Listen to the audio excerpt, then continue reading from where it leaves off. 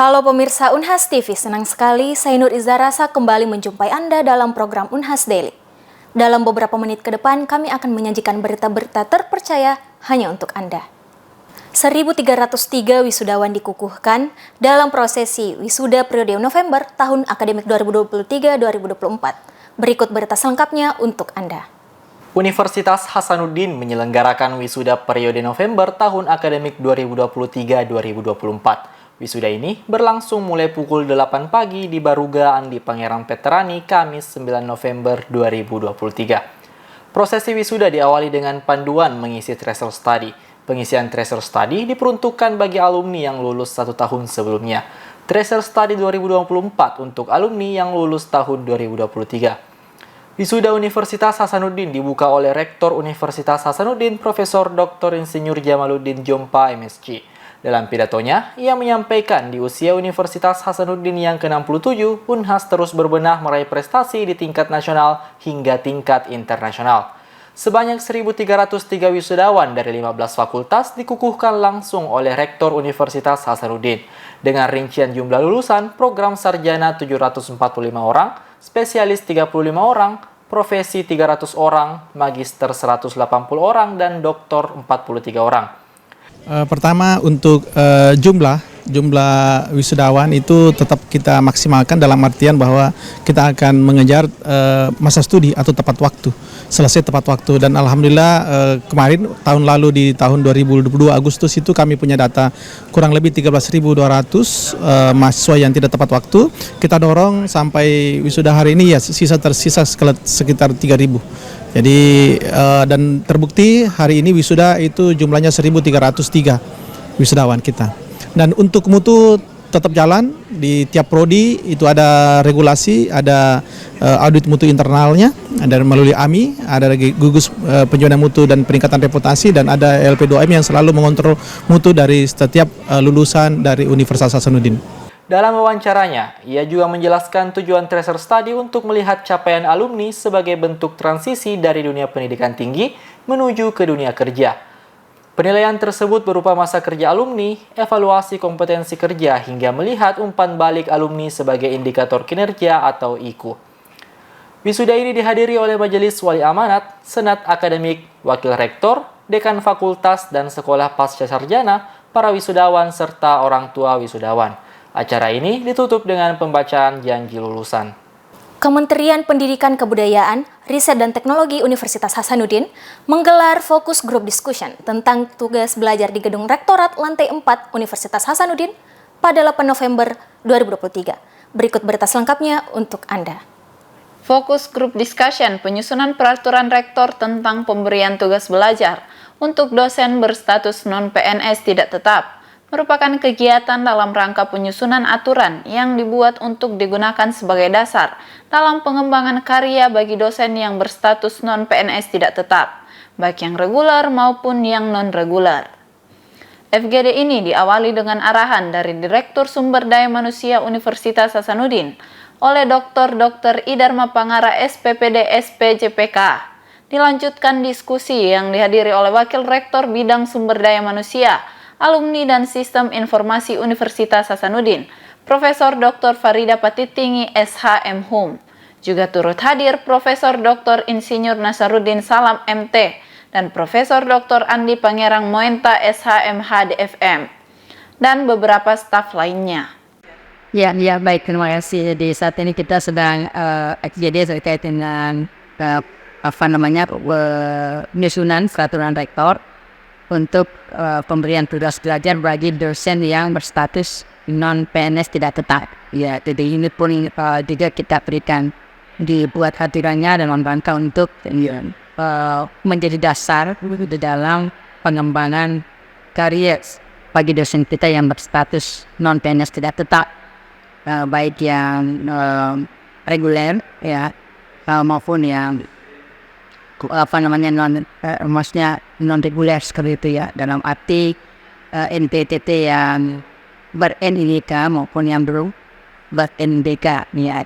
Profesor Dr. Farida Patitinggi SHM menyampaikan harapannya bahwa dengan FGD ini bisa menghasilkan landasan hukum untuk kebijakan rektor dalam memberikan kesempatan dalam pengembangan karir bagi dosen-dosen yang non-PNS tidak tetap, dan juga mampu menghasilkan draft yang akan menjadi suatu kebijakan nantinya.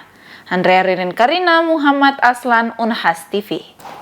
Badan Narkotika Nasional menggelar acara pencanangan deklarasi Kampus Unhas Bersinar Universitas Hasanuddin Bersinarkoba di Aula Prof. Dr. Latanro Pasca Sarjana Fakultas Ekonomi dan Bisnis Universitas Hasanuddin. Acara ini dihadiri oleh para sivitas akademika, mahasiswa dan tamu undangan khususnya Rektor Universitas Hasanuddin dan Kepala Badan Narkotika Nasional Provinsi Sulawesi Selatan. Berikut berita selengkapnya untuk Anda. Pencanangan deklarasi ini dilakukan sebagai respon terhadap perkembangan penyalahgunaan narkotika di kalangan mahasiswa. Unhas ingin mengambil peran aktif dalam upaya pencegahan dan penanggulangan narkoba di lingkungan kampus sehingga menciptakan atmosfer akademik yang kondusif dan aman. Acara ini bertujuan untuk memberikan komitmen bersama dari seluruh elemen kampus Unhas dalam menjadikan lingkungan akademiknya bersih dari narkotika. Selain itu, acara ini juga menandai dimulainya serangkaian kegiatan preventif dan edukatif guna menciptakan lingkungan kampus yang sehat dan bebas narkoba. Acara ini diselenggarakan di Aula Prof. Dr. Latanro Pasca Sarjana Fakultas Ekonomi dan Bisnis Universitas Hasanuddin. Pembicara utama dalam kegiatan ini adalah Profesor Dr. Insinyur Jamaluddin Jompa MSc selaku Rektor Universitas Hasanuddin yang menyampaikan komitmen dan visi Unhas dalam menjaga integritas dan kebersihan kampus.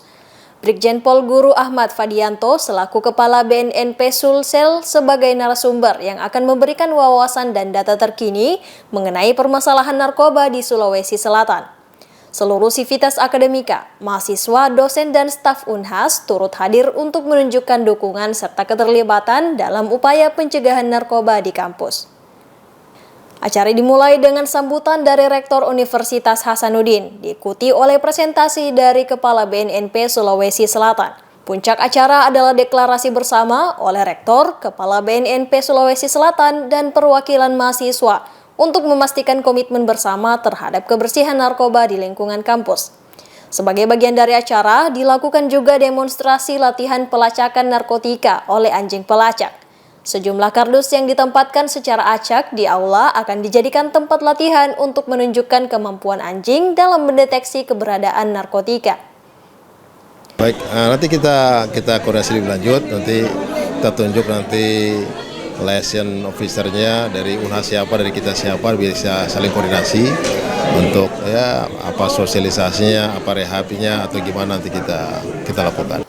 Brigjen Pol Guru Ahmad Fadianto selaku Kepala BNNP Sulawesi Selatan menjelaskan BNN berencana untuk membentuk intervensi berbasis mahasiswa atau IBM di mana mahasiswa akan dilatih dan diberdayakan untuk menjadi agen perubahan di lingkungan kampus.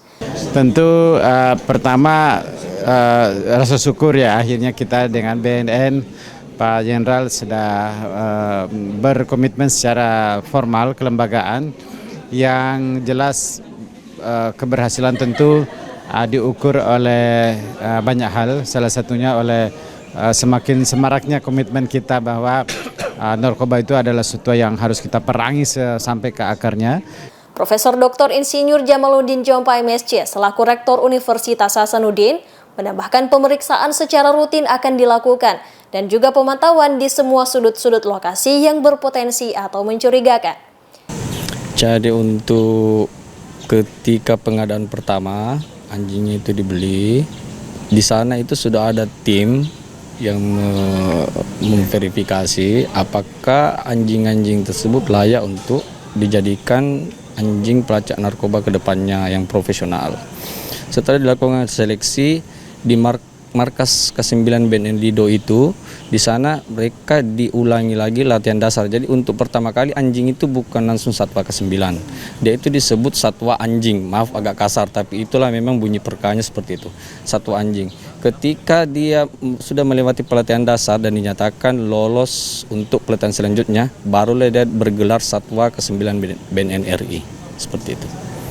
Kalau izin Mbak, kalau untuk dari segi tantangan kami sebagai pelatih, tantangan itu sebenarnya kurang sih, cuma yang ada itu rasa sayang, entah itu yang kalau dibilang maksud tantangan itu ketika dia lagi tidak enak badan atau sakit, Terus pada saat dia lagi masa subur, pasti lawan jenisnya pasti dia itu, entah itu dia tidak mau makan atau apa, cuma itu aja sih Mbak solusinya. Kalau dari sebagai anjing pelacak ini Pak, usia maksimal atau minimalnya? Maksimal usia anjing sih paling maksimal itu sekitar 6 tahun, 7 tahun. Cuma kalau dia masih efektif atau produktif untuk ngasih kerja, masih bisa digunakan. Januardi dan Fitrah selaku pawang dan pelatih anjing pelacak BNN menjelaskan saat pengadaan pertama anjing pelacak narkoba, tim verifikasi di markas ke-9 BNN melakukan seleksi profesional untuk memastikan kecocokan anjing tersebut. Setelah pembelian, anjing menjalani latihan dasar di markas tersebut.